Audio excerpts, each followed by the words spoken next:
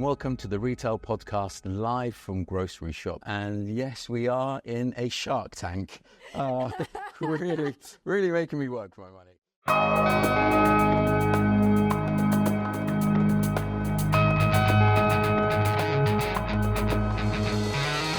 I'm lucky enough to be joined by Michelle Weiskittel.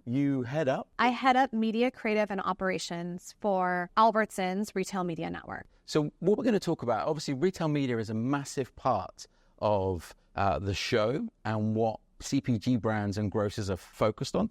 And what better way to unpack what this means by looking at how one US grocer is tackling that problem and driving value, I would say, for their CPG customers.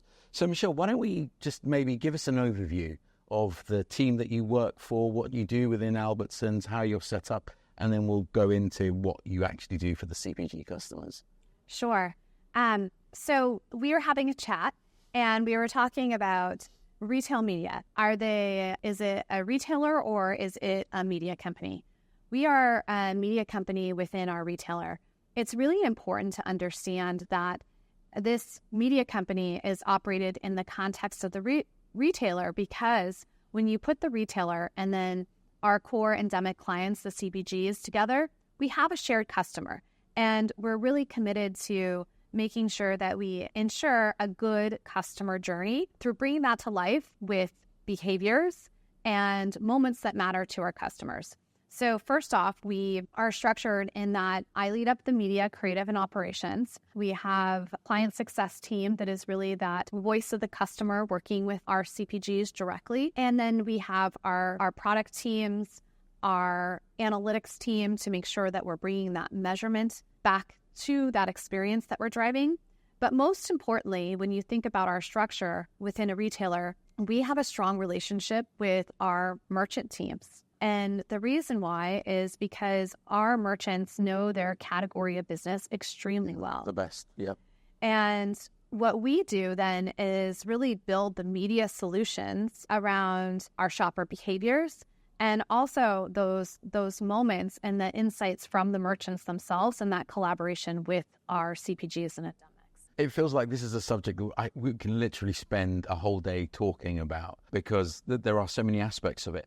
I noticed that Albertsons sort of put together a collective to actually provide that value through a partnership that you're doing with. Can you talk about the collective, like who is in the Albertsons collective and what each sort of partner, would you refer to them as a partner? They're doing like Capgemini and the likes? Yeah, so when we say collective, we really are thinking first and foremost about, again, that customer and that shopper of our stores. So I gave one example of our merchants. We do have some partnerships in place and some partnerships that we're really excited about. One of those partnerships is with Capgemini, but really it starts with a fundamental principle around how we want to improve the experience for our customer, the shopper, but also our clients, the CPGs. We have begun on a journey to really look at our end-to-end workflow, use our media and creative knowledge, and isolate areas where we can get productivity. Now, that may not sound that exciting,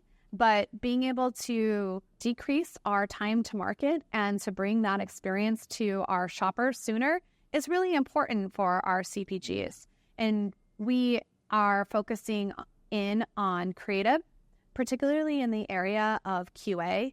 The process of creative for a CPG to work with a retail media network is a lot. Yeah. They have to blend their standards, their brand voice, along with what we know about our shoppers and our brands, because we are providing that shoppability. So that QA process of reviewing brand standards and just, standard needs of getting creative live, we will be launching something that will help our productivity there and save at least one day to market.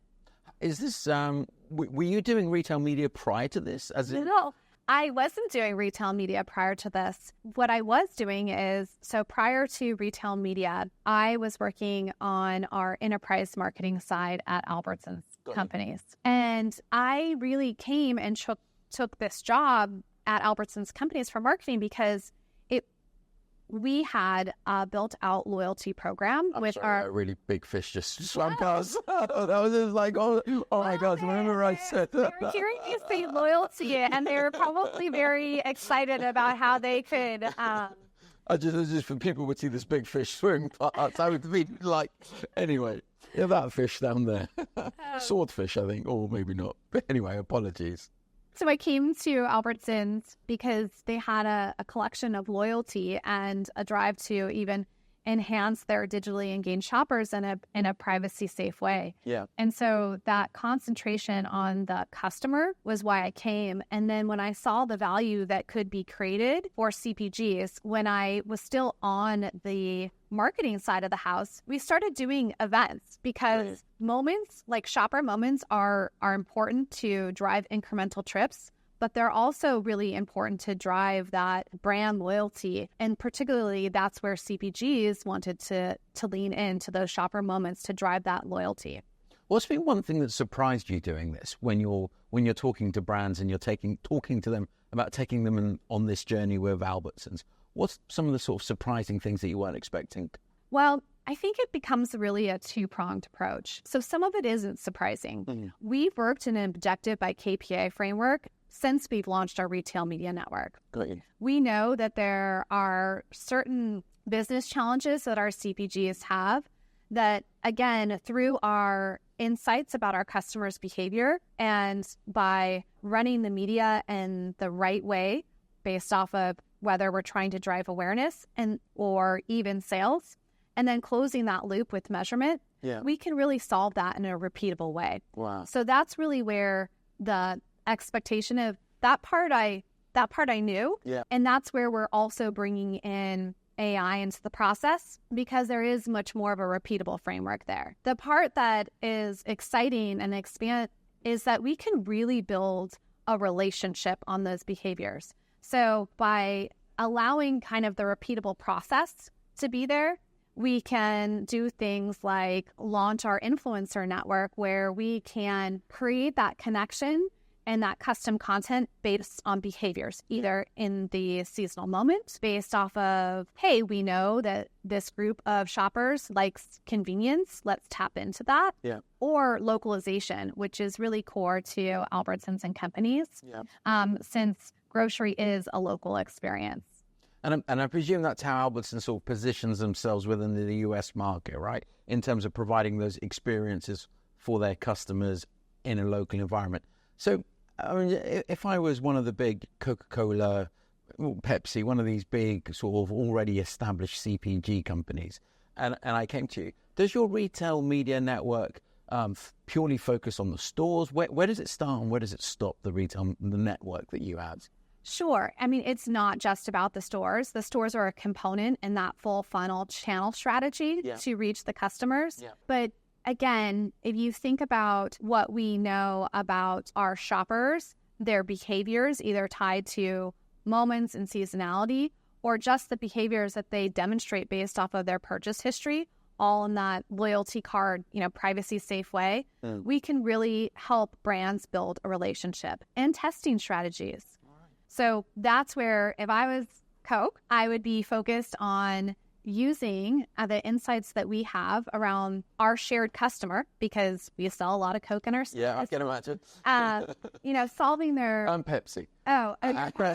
And the others. Okay, all of them. Even, I have to say, I was asked what my favorite food brand was the other day, and I said, I can't answer that question. Yeah, all of them. I work for a grocery retailer. Yeah. But what I would say is I would focus on solving my core business challenges that are retailer specific. Yep. But then I would think about how in brand strategy do I want to use that same insights and behaviors to really make more of an impact and prove out the results of what I'm doing with customers in a larger way. Because there are shopper-centric problems, but then there are insights that can be carried into larger media strategy frameworks. Just jumping around a little bit, in terms of going back to the AI outcomes, where do you find that your customers are asking you, where are those AI sort of focused elements? What's adding the most value to them? So where does that conversation go? Sure. So, AI is really simple if you break it down into two components. productivity and performance. That's what our goals are measured against. Again, where we really started our process is on productivity.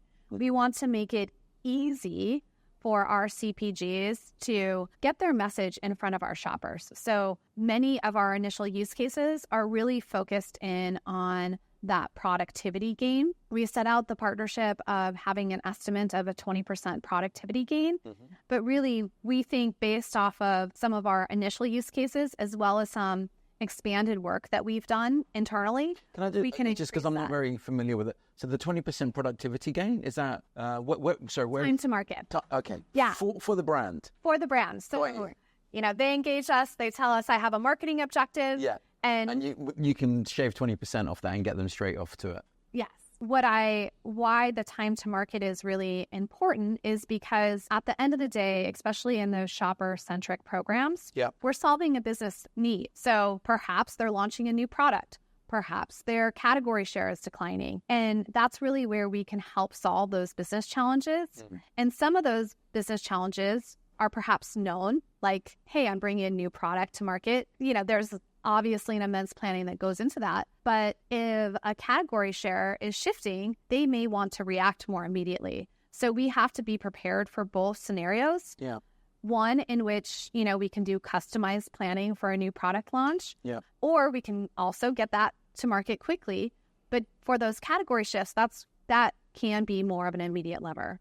I got you. In terms of looking towards the future, sort of coming towards the end of the interview, how do you see the expansion of what you've started and where the market is going? Well, I think we're on the beginning of this journey, and I'm really excited to be on this journey. There is so much that can be done to enable efficiencies, which will then help drive performance. And by performance, I really do mean the incremental action that happens as a result of these media campaigns. Got you. That could be sales, that could conversion, be right? So some sort of conversion. And, we started very simply with both creative and media, but continuing to layer on that. One of the things that I've said around AI is someone still has to define the task to be done. And you have to have great knowledge around the process of media and who you're servicing in order to define those tasks and continue to refine. The models will learn and they will make it better, but you also need someone to help